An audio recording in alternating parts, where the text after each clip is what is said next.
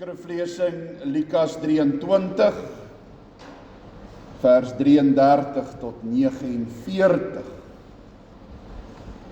Die lydingstyd is ons tans besig om die 7 kruiswoorde van die Here Jesus te behandel. Vanoggend dan daar die tweede kruiswoord en die gebeure rondom en dit wat hierdie kruiswoord van die Here Jesus ook voorafgegaan het. Maar voordat ons gaan luister na die woord van die Here, verenig ons eers in gebed.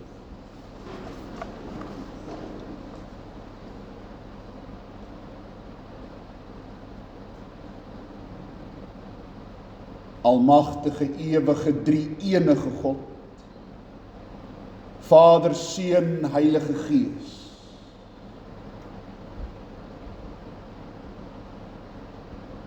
Ons kom en buig voor U, U wat die enigste ware lewende God is, wat is van die oneindige ewigheid en sal wees tot die oneindige ewigheid. Sonder begin, sonder einde. Verhewe bo alle sienlike en onsienlike dinge. En daarvan is U die eerste en die laaste, die begin en die einde, die Alfa en die Omega. Waarlik die Almagtige. En ons woorde is te min. En ons lofsange kom nie naby om U almag en U grootheid, U majesteit en U heerlikheid en U absolute heiligheid te verwoord.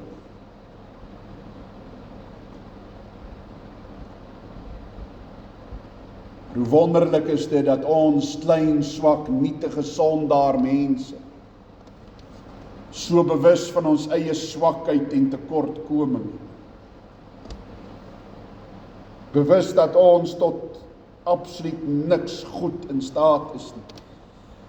Maar dat ons van nature geneig is om in opstand te kom, om te rebelleer, om ongehoorsaam te wees, om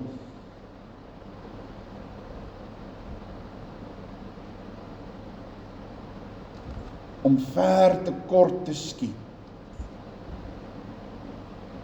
Dat ons voor U kan kom en voor U kan buig.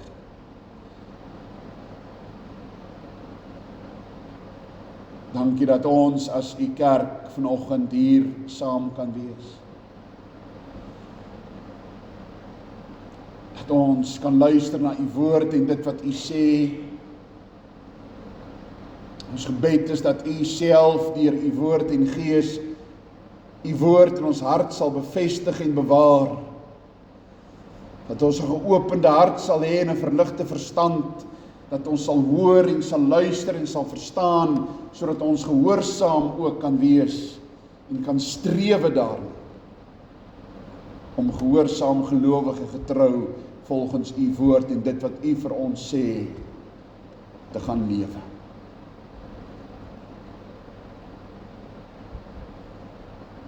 Dankie dat ons dit mag bid. In die naam van ons Heiland, Middelaar en Verlosser, ons Here Jesus Christus. Amen.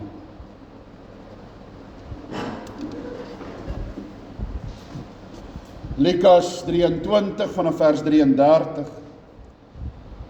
En toe hulle op die plek kom wat hoofskedel genoem word, het hulle hom daar gekruisig. En die kwaaddoeners, een aan die regter en een aan die linkerkant.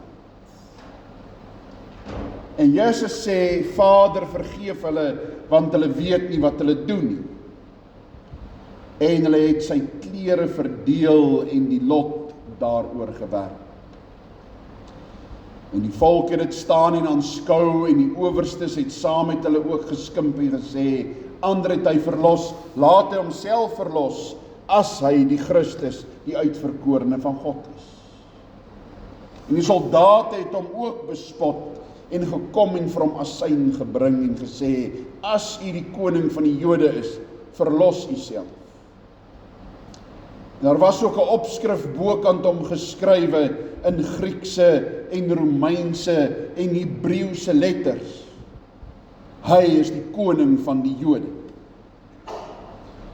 En een van die kwaaddoeners wat opgehang is, het hom gesmaad en gesê, as u die Christus is, verlos u self en ons. Maar die ander een antwoord en bestraf hom en sê, vrees jy ook God nie, terwyl jy in dieselfde oordeel is, ons tog regverdiglik, want ons ontvang die verdiende loon vir ons dade, maar hy het niks verkeerds gedoen nie. En hy sê vir Jesus, dink aan my, Here, wanneer u in u koninkryk kom. En Jesus antwoord hom, voorwaar ek sê vir jou, vandag sal jy saam met my in die paradys wees. En dit was omtrent die 6de uur en daar het duisternis oor die hele aarde gekom tot die 9de uur toe. En die son is verduister en die voorhangsel van die tempel het middeldeur geskeur. En Jesus het met 'n groot stem uitgeroep en gesê, Vader, in u hande gee ek my gees oor. En toe hy dit gesê het, blaas hy die laaste asem uit. En toe die hoofman oor 100 sien wat daar gebeur, het hy God verheerlik en gesê, waarlik, hierdie man was regverdig. En die hele skare wat vir hierdie skouspel bymekaar was, het op hulle borste geslaan, toe hulle sien wat gebeur het, en hulle het teruggegaan. En al sy bekendes het ver weggestaan, ook die vroue wat hom van Galilea gevolg het hierdie dinge gesien. Tot sover, geliefdes, ons skriflesing salig.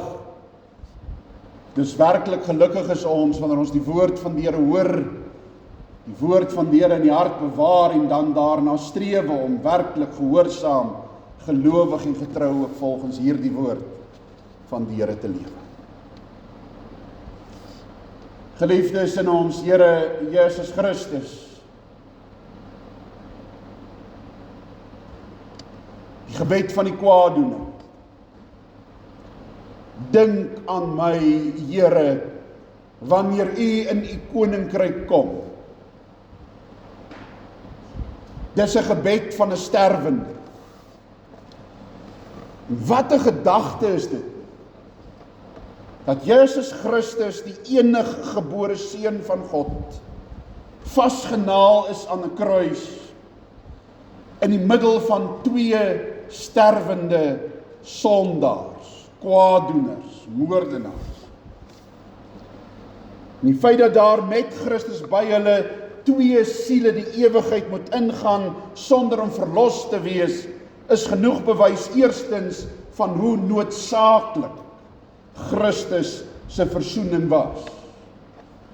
En tweedens, ook bewys daarvan dat selfs met die prediking van die kruis en die prediking van die evangelie boodskap, daar nog mense is wat hierdie woord nie glo nie, nie aanvaar nie, wat onverskillig en onaangeraak bly daardeur en dus vir ewig verlore gaan.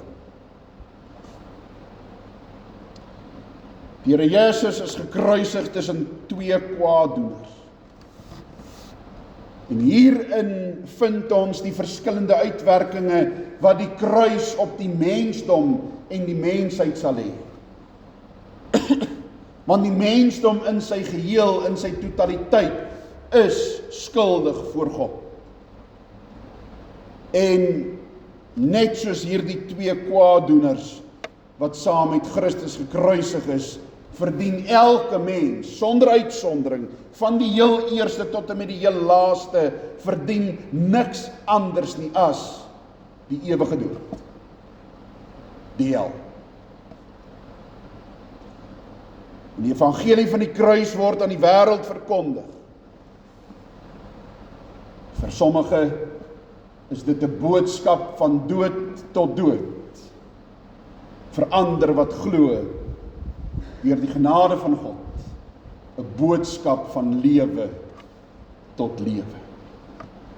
En ons verlossing en redding, ons ewige saligheid, hang af van ons geloof in die gekruisigde en opgestane Here Jesus Christus.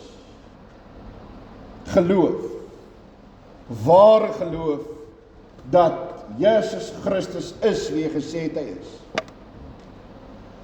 En die opstanding was die bewys daarvan.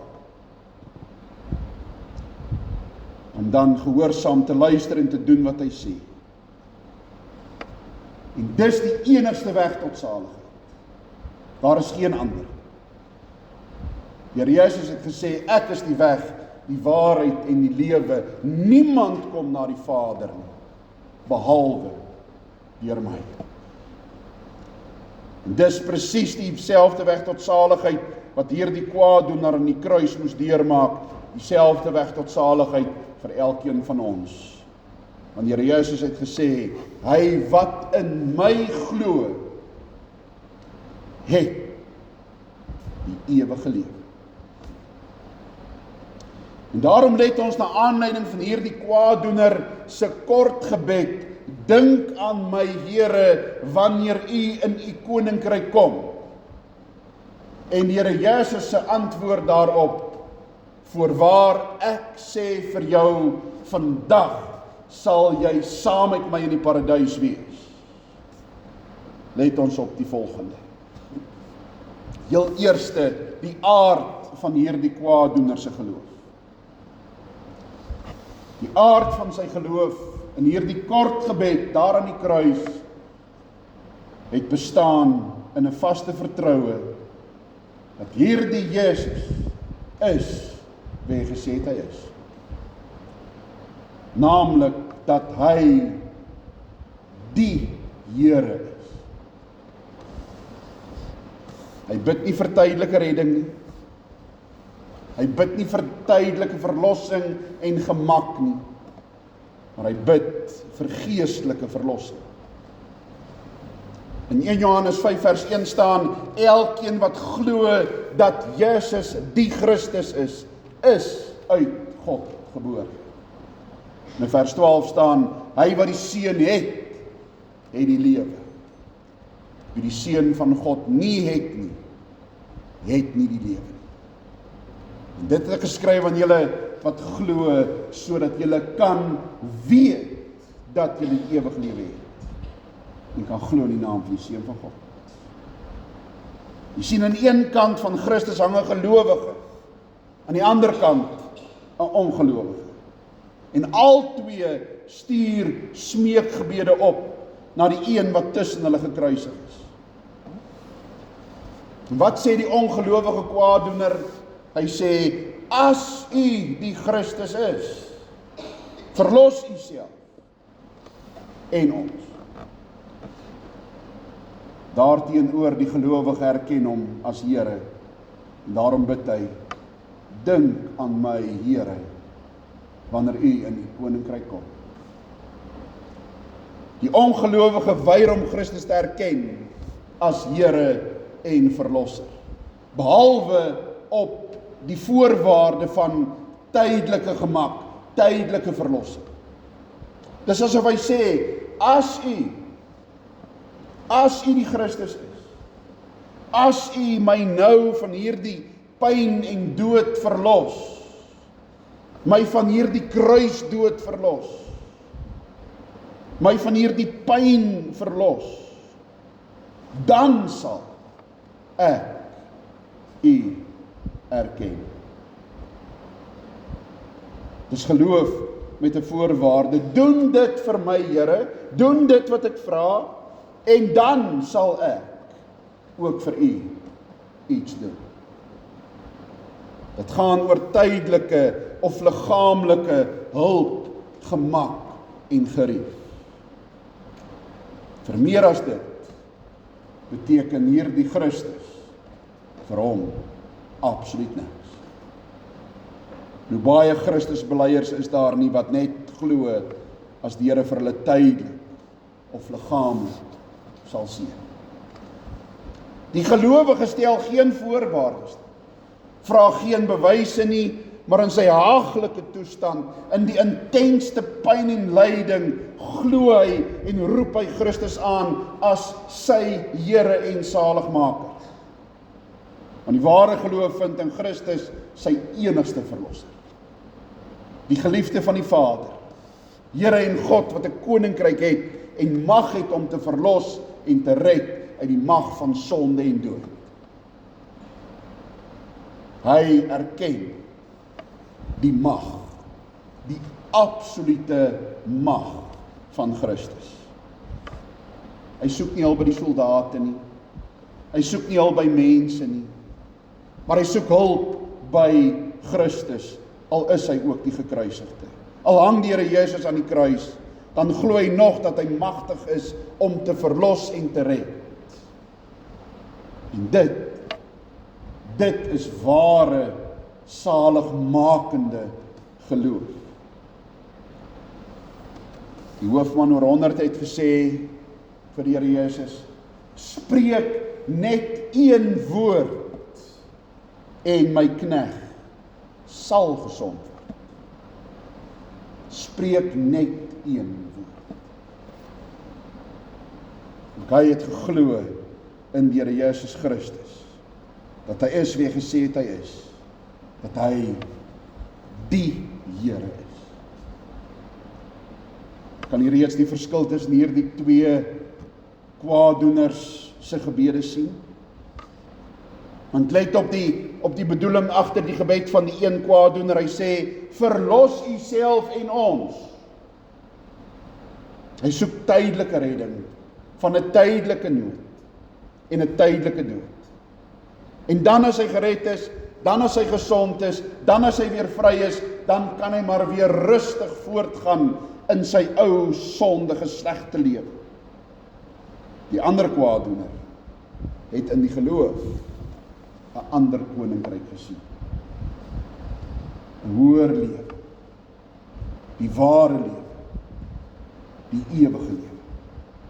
Hy vergeet wat agter is en verlang en jaag na dit wat voor is. Dink aan my Here wanneer u in die koninkryk kom. Dit is ware, opregte, saligmakende geloof.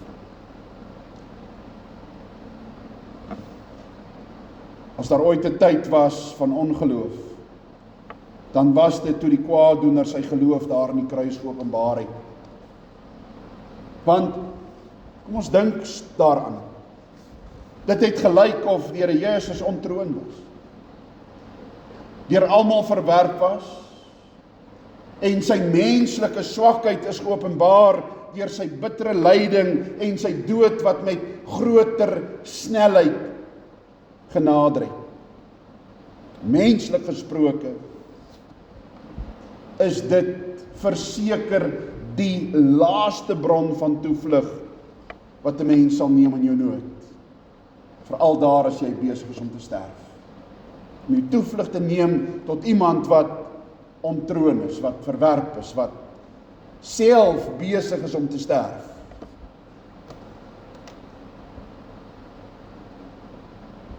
Hy, wie so grootheid en heerlikheid deur al die profete verkondig is, wat wonderwerke gedoen het, van wie mense getuig het dat daar nog nooit enigiemand gepreek het soos hy nie. Is hy die Christus wie se naam wonderbaar, raadsman, sterke God, ewige Vader, vredevors is. En nou, sterwende. Dis werklik 'n uiters groot standvastige geloof wat onder sulke omstandighede steeds kan sê, steeds kan bely, dink aan my, Here, dink aan my. Die gedrag van ander was lynreg teen sy geloof, en hoewel hy goed moontlik nie geweet het van Judas se verraad en Petrus se verloning nie,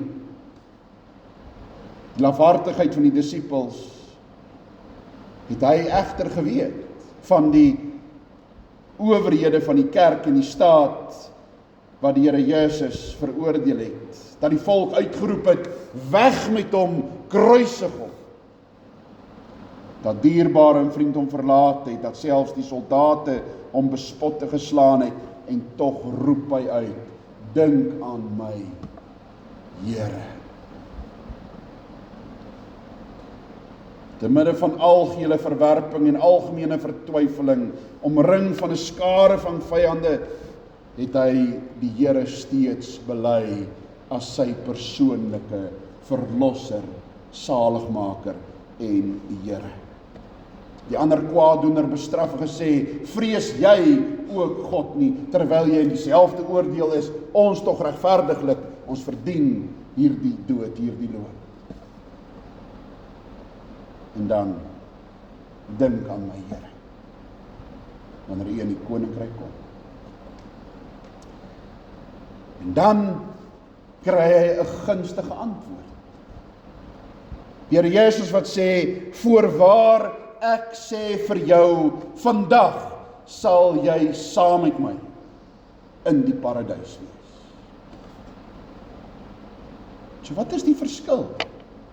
Wat is die verskil van die twee kwaaddoeners en hulle houding teenoor die Here Jesus? Die verskil is geloof. Geloof in Christus. Want vir die gelowige kwaaddoener was die volgende waar, sy sonde is hom dit alles vergewe, sy skuld is weggeneem en hy het vrede en rus gevind vir sy verontruste gemoed. Hy was bly dat die dood vir hom verlossing van hierdie ondraaglike, verskriklike en intense pyn sou bring, maar meer nog, dat die vreugde in sy siel nie weggeneem kon word. Want hy het gehoor, vandag sal jy saam met my in die paradys wees. Almal, selfs die disippels, die Emmausgangers, hulle het gemeen, na die kruisiging afgehandel is, het gemeen, Jesus is dood. Dis alles verby. Dis alles op 'n eind. Maar in die geloof het hierdie kwaaddoener vooruitgesien. In die geloof het as ware die leë graf gesien. En die opgestane Here Jesus Christus, dat hy leef. Hierdie man verkry die paradys, die ewige lewe. Sy naam is geskryf in die boek van die lewe en hy word bekleed met wit klere en met sy deurboorde moordenaarshand ontvang hy die kroon, die oorwinnaarskroon. Wat 'n oorwinning van geloof. Dit moet ons geloofsvertroue wees vir ons ewige heil, ook vir die ewigheid. Wat is vir ons dus nodig om gered te word? Dis 'n vraag wat sekerlik, as ons kan en mag veralgemeen, 'n vraag wat sekerlik al een of meer male deur elkeen van ons gevra is. 'n Vraag waarmee ons dalk al geworstel het, of op hierdie oomblik dalk nie worstel. Wat is vir my nodig om gered te word? Om die ewige lewe te kry? En die antwoord is kort, net dit. Geloof in Jesus Christus as die Here. Die enigste verlosser, saligmaker en middelaar. Dis al wat nodig is. En dis genade alleen. Want sien God skenk aan sy kinders hierdie geloof, en nou het ons die opdrag, die taak en die roeping om in hierdie geloof te lewe, om in hierdie geloof toe te neem, om hierdie geloof te laat groei. En ons doen dit deur getroue erediens bywoning en Bybelstudie en huisgodsdiens en persoonlike stilte tyd. Ons kan en mag dit nooit verwaarloos nie. En ons moet groei in die geloof. Geloof wat te midde van wat die omstandighede ook al is, hoe swaar of hoe sleg of hoe moeilik ook al, geloof wat kan sê, dink aan my Here, elke dag vir my lewe. Dink aan my in my swaar kry en lyde. Dink aan my in my sterwensuur. Dink aan my Here wanneer U weer kom op die wolke. Dink aan my. Ons leer hieruit dat die liefde van ons Heiland en Verlosser, Jesus Christus, nie afhang van dit wat ons moet gee nie. Of dit wat ons moet doen. Of dit wat ons moet sê nie. Of dit wat ons self moet verdien. Of verwerf nie. Nie elkeen van ons verdien om vir ewig verlore te gaan. Sonder uitsondering. Elkeen van ons verdien die hel. En dis dit.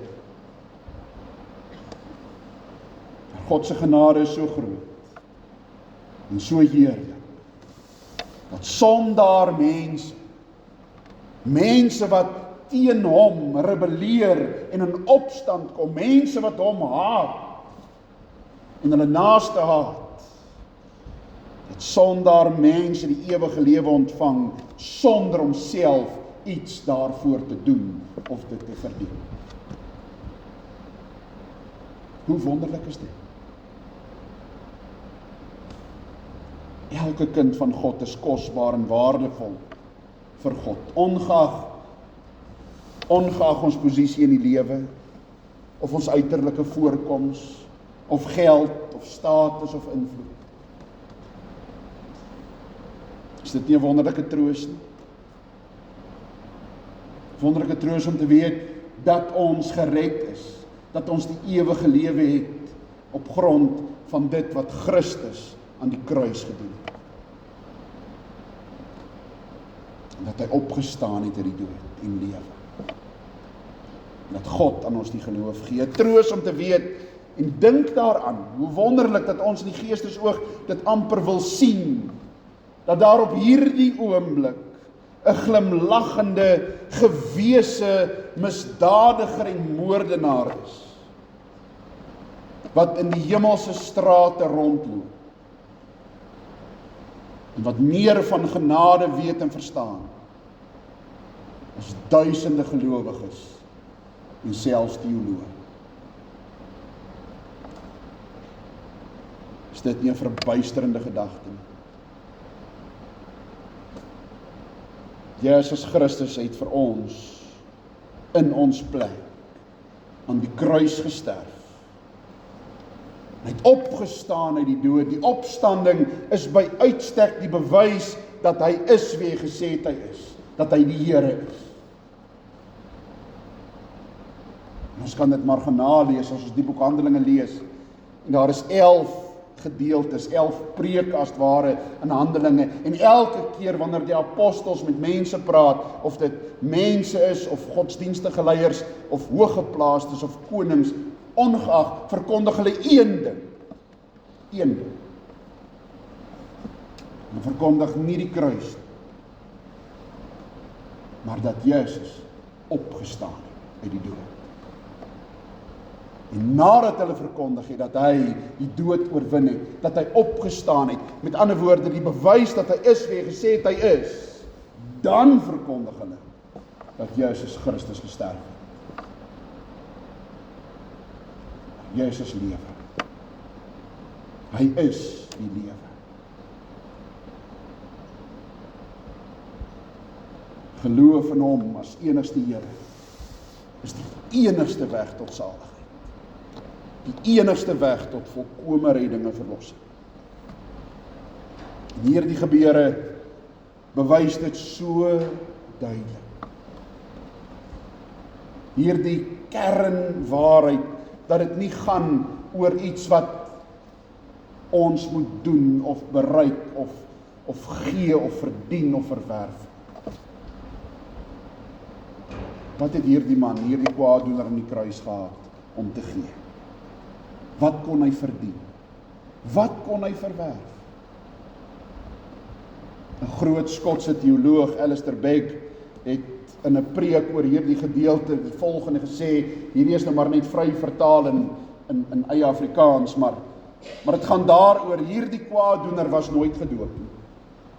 Hy het nie enigsins enigiets verstaan van wat dit beteken om lidmaat van die kerk te wees.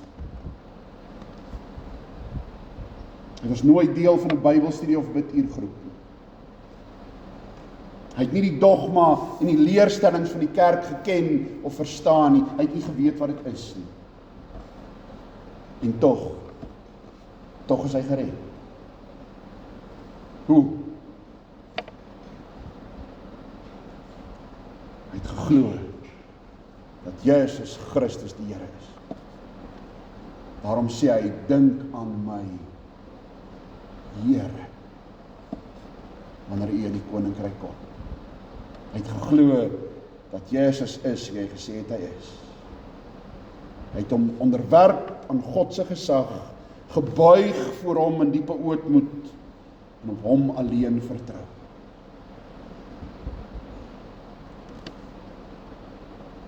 Dink aan my, Here.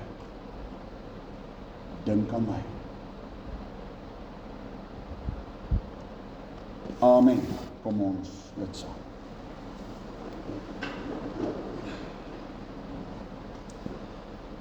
Ewige, almagtige, drie-enige God, Hemelse Vader.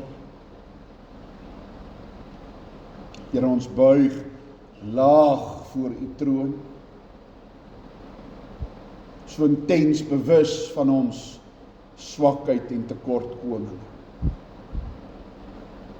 So intens bewus daarvan, van die verlange en die begeerte om te weet dat ons gered is, dat ons die ewige lewe het. En daarom dan ook hierdie gebed in ons harte. Dink aan my, Here.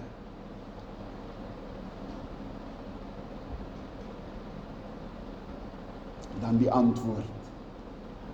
Wonderlik vir ons om dit te hoor. Om te glo dis waar ook vir ons.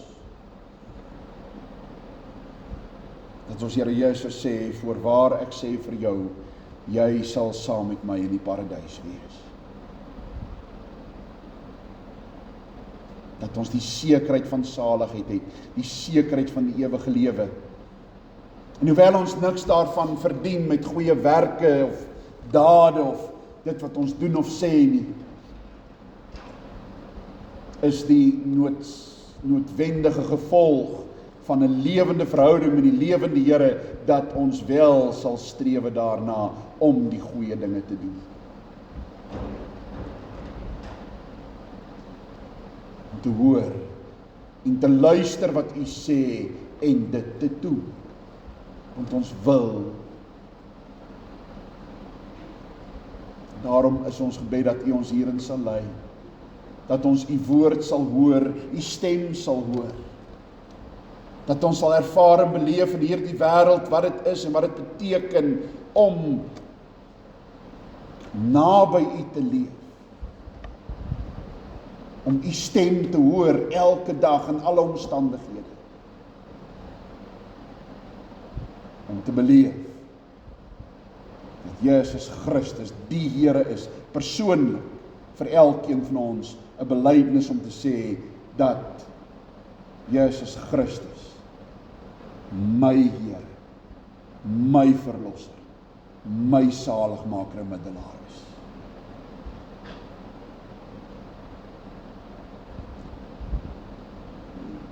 Ons bid dat u in elkeen van ons lewens aktief sal werk. U ken ons behoeftes, u ken ons harte. U weet wat ons nodig het en wanneer.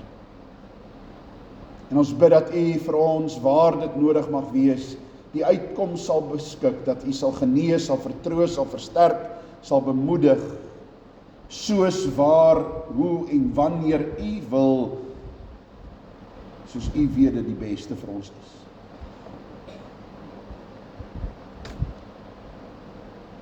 Ons bid dat U hand van seën, sorg en bewaring oor elkeen van ons sal hou. Ons bid vir die kerk oor die wêreld, en besonder ook hier, en dan ook hier die gemeente, hier die plaaslike kerk, hier in Oudtshoorn, vra ons Here dat U ons as gemeente, as kerk sal seën, dat ons in alles aan U gehoorsaam sal wees en bly. Dat U verheerlik sal word. En U lig deur ons sal skyn in hierdie wêreld. Ons is dankbaar vir goeie reën wat U in groot dele gegee het, waar reën so bitter nodig was. Al die lof, die eer, die dank en die aanbidding aan U alleen daarvoor. Maar ook daar waar die reën nog werklik nodig is, daar waar dit nog ontsettend droog is, bid ons ook vir uitkoms, en dat U sal voorsien op U tyd, soos U wil. Ons bid in besonder vir hulle wat as gevolg van die droogte en die ontsettende baie reën op sekere plekke en ook as gevolg van die back and closure en al hierdie dinge groot skade het. Ons vra ook, Here, dat U daar sal voorsien en daar sal help en die hand oor hulle elkeen sal hou. Ook hier in die gemeente, elkeen wat siek is en hulle wat treur, ons gebed is dat U sal genees en sal vertroos. En dat U genade net in alles vir ons altyd genoeg sal wees. Ons dank U dat ons al hierdie dinge van U kan en mag bid, in die naam van ons enigste middelaar en Here, Jesus Christus alleen. Amen.